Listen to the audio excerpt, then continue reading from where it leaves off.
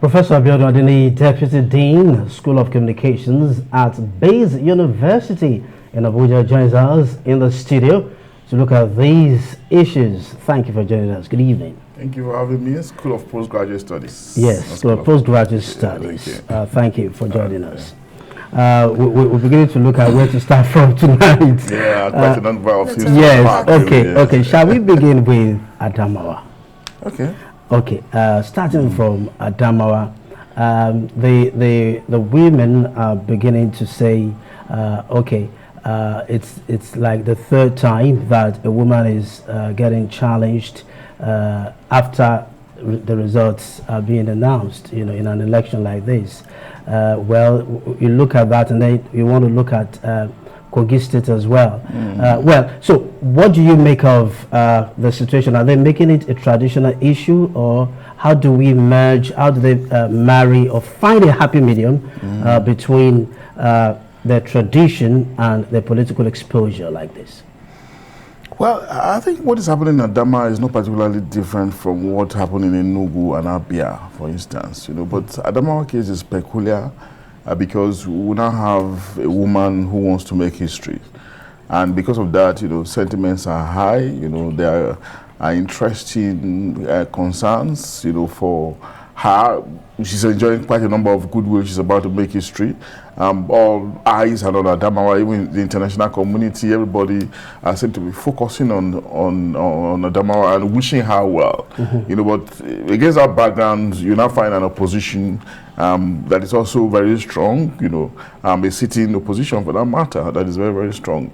Not just in terms of the difficulty, sitting incumbents in this country, but somebody who is actually doing well at the polls as well. There are arguments, reasonable arguments in circles that if the election were to be declared today, the incumbent person will probably win. But I think INEC is trying to be careful. They want to be very exhaustive, pulling through all the processes, and of course, trying to tidy up the outstanding voting result in Fufure, before they come to a final conclusion. So I think in the circumstance, we should actually commend INEC for trying to be painstaking, so that at the end of the day, nobody will once more be critical of the actions in Adamawa. But do not forget that if we all somehow, if we're not careful, many of us will be biased in Adamawa. We want a particular candidate to win. Of course, we know the reason why. But again, the process has to be privileged. It shouldn't be at the expense of the process. That's why Adamawa is peculiar, and that's why we need to keep, an extra eye, maybe an eagle eye on what transpires in the place, just to be sure that it is salutary and speak and span if you want. Well, you've just said it honestly, because there is a process to these things. It's not about we women wanting a female governor in any state in the nation, but the fact that it has to be the people that vote and decide who wins. But I want to talk about the DSS and this warning that they have issued today.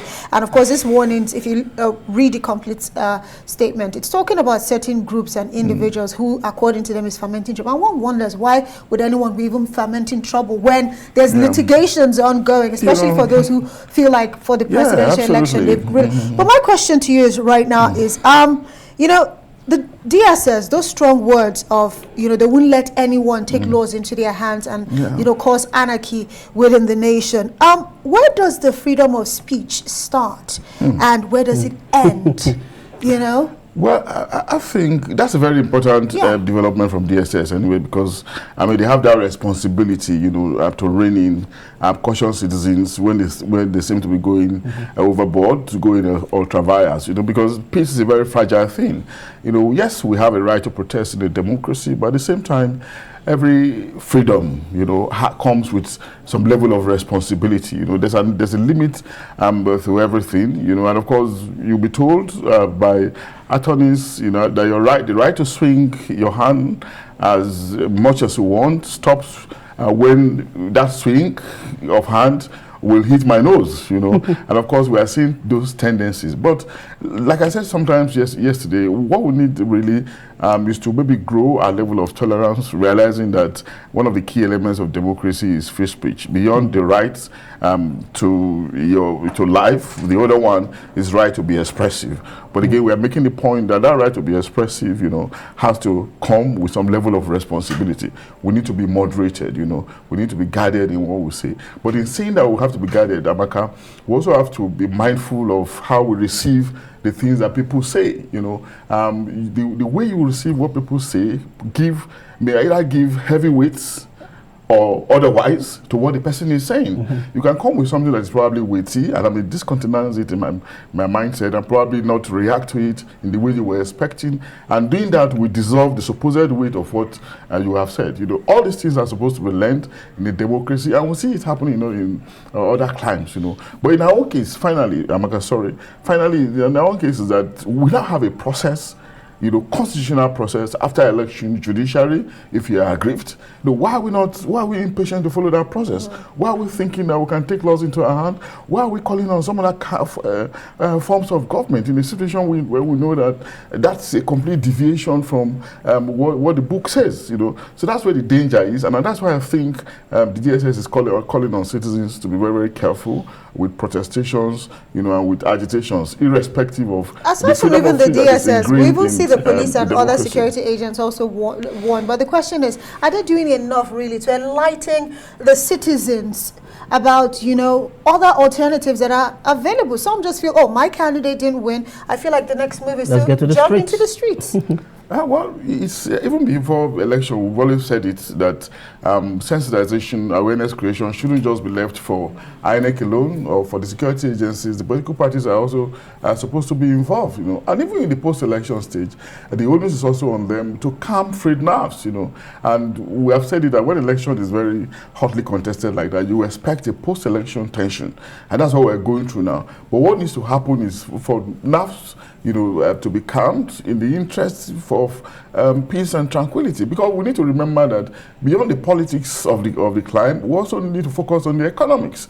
There are other sectors that are suffering on account of our over-concentration on this transition process that is going on. And we need to get this done with as quickly as possible so that we can concentrate on other structures, other sectors of the system. The economics particularly, which is ordinarily on a test speed and is suffering on account of our over-concentration on politics, you know, and all the things that it comes with. Realizing that it comes with anxiety, it comes with emotion, and can be very, very distracting. Okay, amazing. We'll come back to that, to other sectors of the economy that should be looked into so we don't get carried away by this transition. Now, Senator Ishaku Abo is asking INEC to review the election proceedings before Tuesday, 28th March. Now, and that's in accordance with Section 65 of the Electoral Act as amended. Okay. Now, I also understand that some people are calling for that section to be expunged. You know, so how do we Section 65 of the Electoral Act? Now, so how do we marry this demand of Senator Ishaku Abo with the demands of those asking for it to be expunged? Well, I thought that Senator has left APC. See, back then, I mean, I'm just sort of, you know, but I think agitation for, you know, for us to retain sections shouldn't come in the thick of the exercise. It should come either after or before. And politicians are often in the habit of making demands that suit them, you know, as and when due, you know. But yeah, no matter how genuine or reasonable his call is, I think this is probably not the time, because it seems to be the same. No, he's asking that INEC review the proceedings, the election proceedings. Whereas I understand also, I went through it, the section says that should come like 7 days after the election results have been announced. So why is he now making a fuss about it so late? It's unfortunate. Maybe that it looks like you'll be in the best position to respond. But I think that announcement is made, 7 days after an announcement the tribunal is there. Okay. And I remember I think chairman saying in the heat of the presidential election that he will look at some things when opposition parties were complaining. You know, yeah, he didn't get to look at it eventually, because I'm not sure there was any comprehensive report prepared for him to look at. You know, I'm not sure now, and that's why the opposition parties have gone to court. You know, what's wrong with that senator you just mentioned going to court too. The tribunal is there. And of course, if you're not satisfied, the Supreme Court is also there. Absolutely. That's a legitimate process for us to ventilate our frustrations, our disappointments. There's no reason trying to go beyond those corridors for the expression the judiciary at the end of the day is the hope of the common man. Absolutely. To answer your question, yes, a court did sack Senator Abo from contesting the APC senatorial contest, but of course he did come out and say no, he's still the candidate. But Abiodun Adeniyi, for helping us unpack all of these stories, we say thank you. My pleasure.